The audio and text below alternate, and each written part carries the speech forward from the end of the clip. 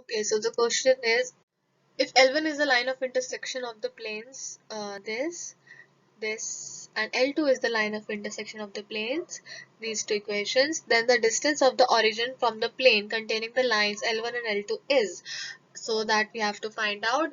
We can either solve by this method which is given in the solution, or by making equations of lines. So equation of L1 will be what? According to the question, it will be x plus 5 by 1 equals to y minus 0 upon 1 equals to z minus 4 by 0. And similarly, equation of L2 is this. So the equation of plane contain line L1 and L2 will be given by minus 7 into x plus 5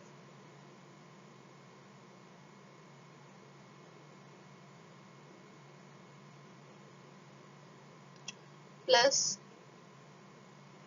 7 into y minus 0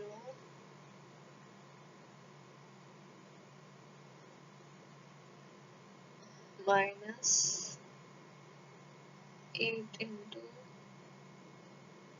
z minus 4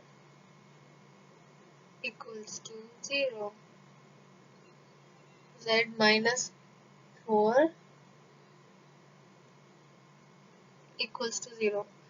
So here minus 7, 7 and minus 8, minus 7, 7 and minus 8 are the DRs of normal of plane obtained by IJK 110, 3 minus 5 minus 7. That will be our matrix.